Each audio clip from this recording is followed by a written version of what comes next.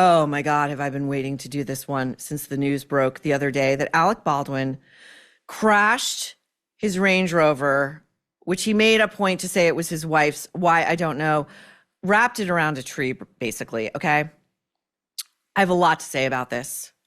And this also coincides. It was like days after his wife got kicked off of Dancing with the Stars, and she's clearly back in the house, and things are not going well. I would surmise. Now,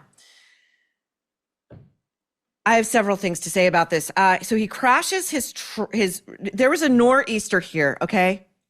On the Northeast. That's why they're called nor'easters. Sorry.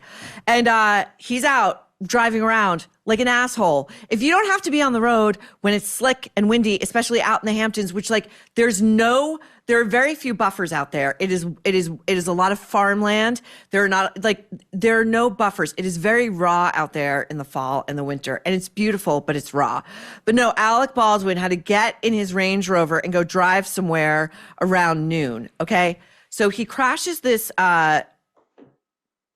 Range Rover, and he says he goes on Instagram and he talks about why this isn't his fault.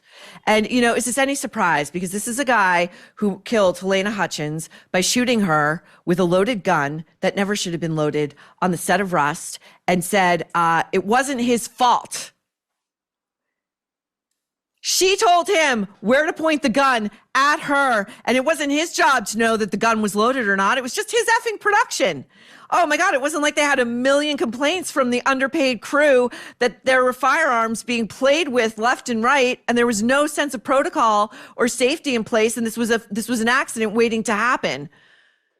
So Alec, got off scot-free for that, and I'll circle back to this in a minute. Let's watch Alec. He went to Instagram talking to us as though we've all been on the edge of our sofas with our heads in our hands, wringing our hands, wanting to know, is Alec Baldwin all right?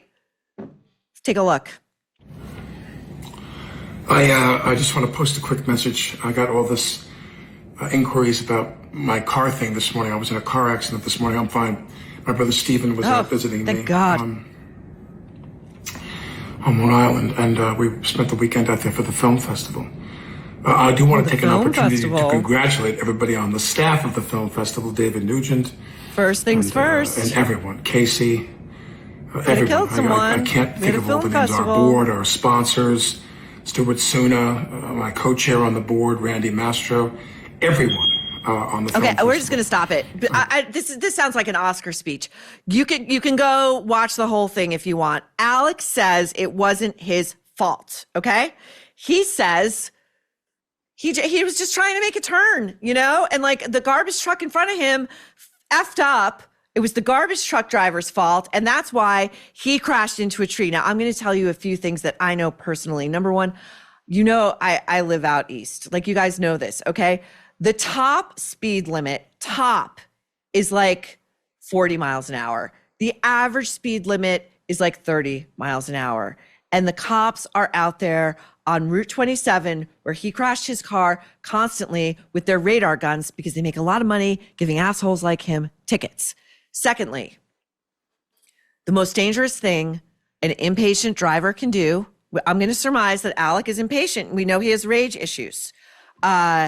Is attempt to go around a garbage truck by making a right-hand turn. How do I know this? Because my father was a truck driver for many years, and then he went on to run the safety department of a major garbage trucking company in New York, and he knew all about this stuff, okay? So I know that.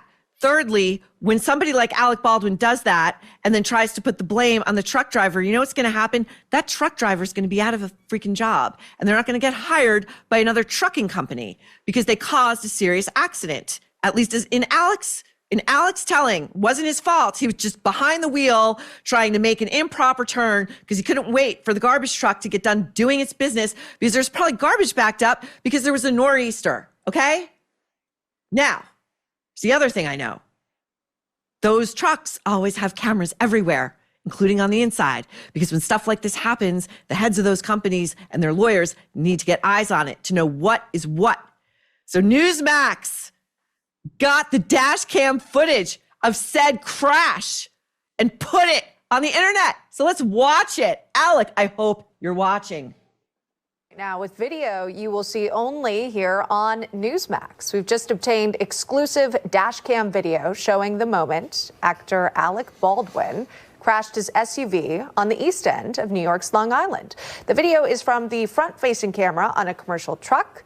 You're seeing the truck here making what's believed to be a legal right turn, and then it slows down. Seconds later, Baldwin's SUV is seen hitting a mailbox and a tree off to the right side of the truck.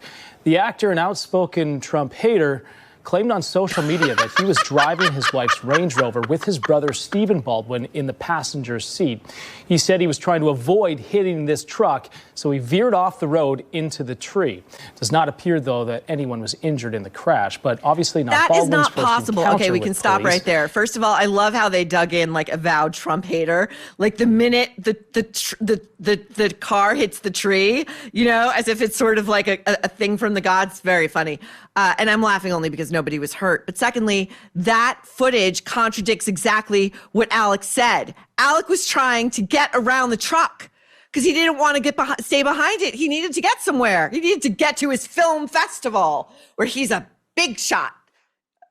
You know, look what happened. Now, this to me is the outgrowth of what happens in celebrity justice. And we're seeing some of it with Diddy now. We'll see where he gets sent.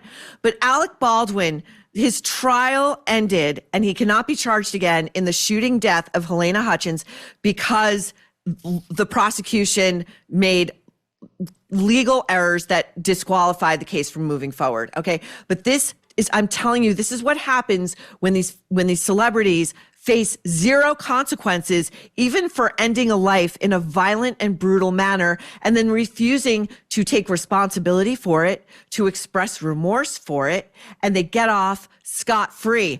Alec Baldwin remains a public menace. And the other thing I know for sure is that Alec's got the police department in East Hampton in his pocket. Before he wound up losing a lot of his money in these court cases, he was donating millions of dollars. His hands are in everything out in East Hampton. There's a wing of the public library named after him. Guildhall, he's got money in. You want to tell me he's not donating to the police and fire departments out there? They didn't even write this guy a ticket, and East Hampton loves to issue parking tickets, speeding tickets, all manner of tickets, and he walked off. And if this guy winds up killing somebody someday, a lot of people are going to have blood on their hands. What am I saying? He already killed someone. If he winds up killing somebody else. Now, on to more Baldwin hijinks. Hilaria, who I call the Rachel Dolezal of the Hamptons. I take credit for that one. I have to. I did it in the New York Post cover story I wrote when we first learned for real that she was not a Spanish lady from Spain, as she had claimed how you say cucumber, but she was Hillary Thomas Hayward from Boston, the descendant of Mayflower Blue Bloods, okay? So she was on Dancing with the Stars. We all know it was a big joke. Everybody knew it was a joke except Hilaria. And she got eliminated. Now, she didn't get it because she was like, I'm a good dancer. And Hilaria, that's not the point. The point is, does America like you? And America fucking hates you, okay? And so she gets her exit interview when she's kicked off. Note the level of body makeup, okay? We are going heavy on the bronzer. We are committing to the Spanish fantasy. And watch her both give her farewell speech and grab the microphone out of the hand of the interviewer faster than Meghan Markle can push Harry to the ground in her haste to get to a camera or a microphone. Here we go. I closed the door and danced a long time ago. And There are no opening it tears up coming has out of been her painful. mouth, her eyes rather. Maybe I'll close the door again. Please do. Please close the door on all of it. Please, Listen, we're not leave going us to close the door alone. because we're going tomorrow to dance TikToks. studio. We're going to do some TikToks. We're going back to TikTok. Thank God. Thank God. Okay. I mean, this has been an incredible experience. I'm so grateful to all of you. I do think in a very Kafkaesque way, Alec is suffering his punishment because he can never leave her. He can't afford to. They have 85 children. he can't afford that kind of child support and alimony. So his punishment is that he's stuck with her until he dies. I'm going to predict of a stress-induced heart attack. Last month, I told you about Honey Love, an independent, female-founded brand whose products are actually designed by women who wear them. How novel. Honey Love bras are supportive and wire-free thanks to bonding technology that lifts without underwire. Honey Love recently launched their new Cloud Embrace bra, which sold out in days because it's a modern wireless t-shirt bra with sturdy, lightly padded foam cups that feel like clouds against your skin. It is a wireless bra for people who love the effect of underwire, but not so much the feel. And this style is bound to sell out again, so don't wait to try it. I love Honey Love. I have the bras myself, and it is very difficult to find a bra that fits and feels light, and you can go about your day forgetting it's even on, and it also smooths out all the lines. So give it a try. Treat yourself to the most advanced bras and shapewear on the market. Save 20% off Honey Love at honeylove.com/nerve. Use our exclusive link to get 20% off honeylove.com/nerve to find your perfect fit. And after you purchase, they're going to ask where you heard about them. Wherever did you hear? Say, please, I am a troublemaker, and the Nerve sent you. Experience the new standard in bras and shapewear with Honey Love.